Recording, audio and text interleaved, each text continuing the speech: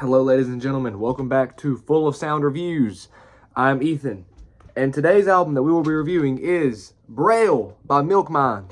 This is a 1994 LP, and it is the only full-length LP by Milkmine. This album was recommended to me by my good friend Brandon. He is very involved into underground rock music. So thank you to Brandon for the recommendation.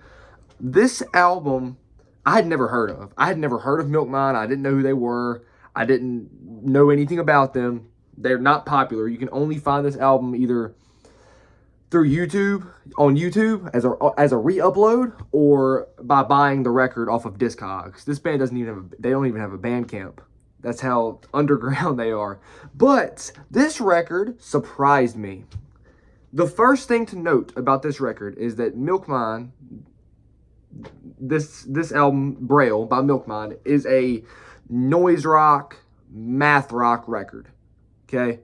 It's from 1994. It's very in the vein of other 1994 or like mid-90s noise rock artists. Drive like Jehu, even some 80s bands like Big Black, or some other 90s bands like the Jesus Lizard, anything Steve Albini may have worked on, Shellac, stuff like that.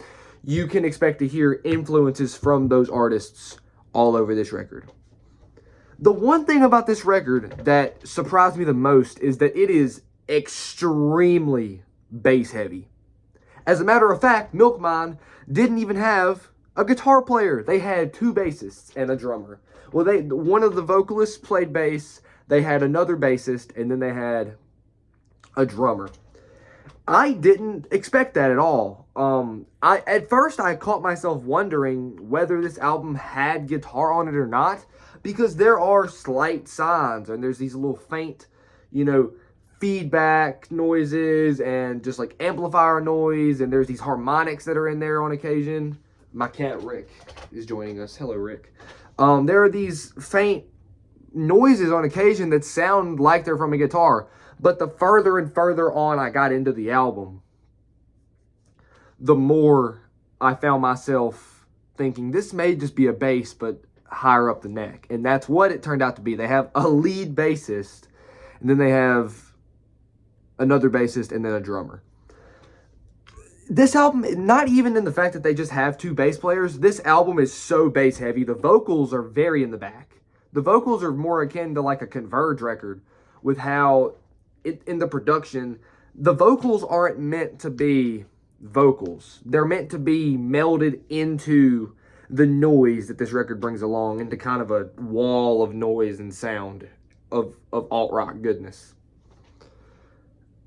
This album is very mysterious. That's the thing about these vocals and how they're like melded into the mix. They help bring this mysterious, intriguing aspect into the music, because the band has two bass players and you can't understand what the singer's talking about. You can understand them on occasion, like on the track Lottie, Lottie, Lottie, Lottie, will you marry me? This is the only bit of the vocals I understood throughout this whole record. That's not a bad thing, though. I feel like it uses it to its advantage. It helps bring in a sense of mystery and a sense of intrigue into this already mysterious and relatively unknown underground record. So it's kind of shrouded in this cloud, in this haze of noisy, low-end mystery, and it's really cool.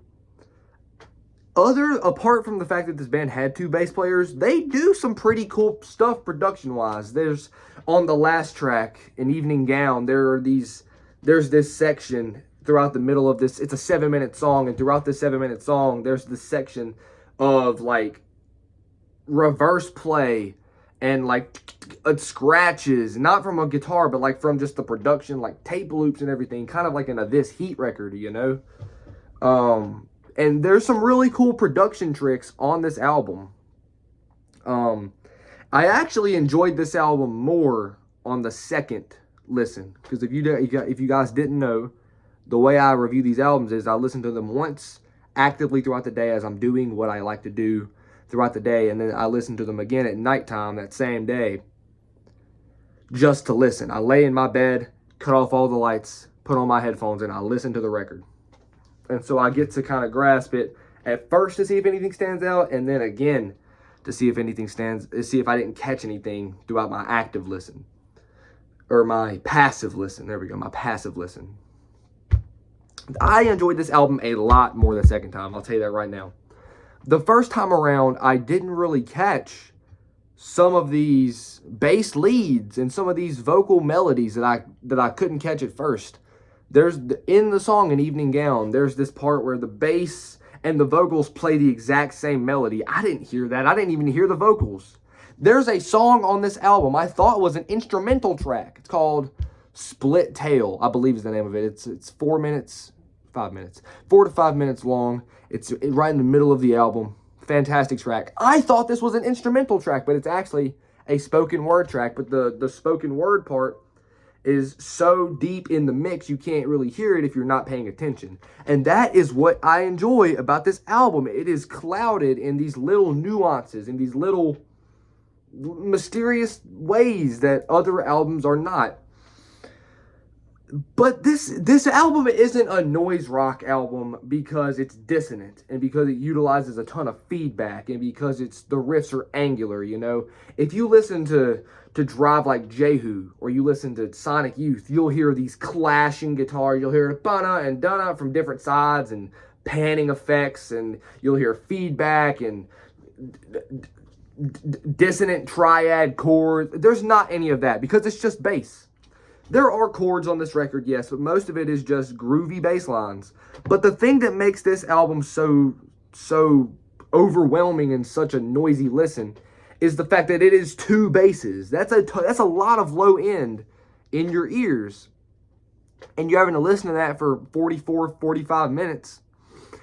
I'm not saying it's overwhelming. It's just, it is noisy because the bass is so distorted. It's got this industrial tone. It's so distorted. And then the lead bass over it, and every now and then they'll just play the same bass line.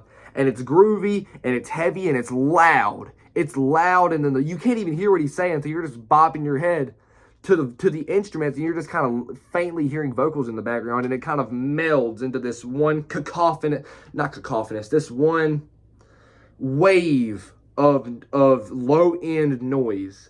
And that's fantastic. I enjoyed this record a lot. Thank you to Brandon for the recommendation.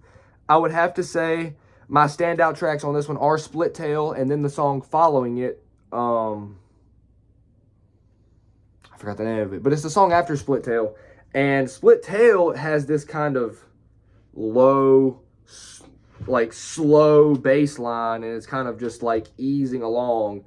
And then it kicks right into like double time high gear with the next track. Same bass line, it's just crazy into high gear. And it's really, really cool. Lottie is extremely heavy and groovy. It's got this almost like alt-rock bass line, like a Nirvana-esque bass line, and it's just bun to bun to bun to bun to bun.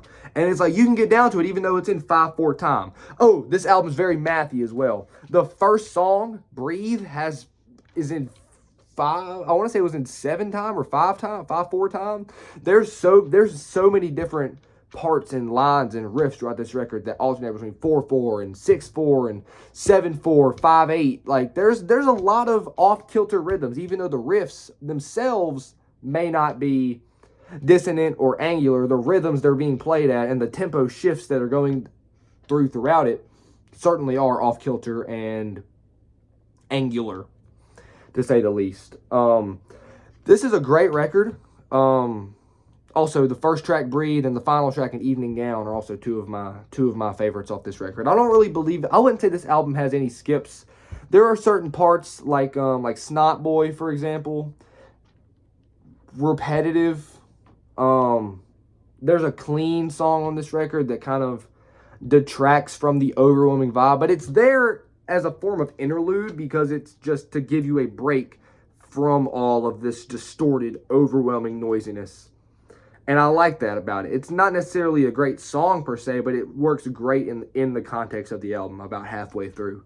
So overall, this was a great listen. I highly recommend this album to anybody that wants to check it out. It's available on YouTube, and you can buy the CD on Discogs or eBay. Some people selling it on eBay. Great listen, great 90s noisy math rock low end to the max, 2 bassists, the drummer, a vocalist. Braille by Milkmine. I would give this album an 8 out of 10. Fantastic listen. Go check it out. Thank you to Brandon for the recommendation. New reviews coming up soon. Have a good night, guys.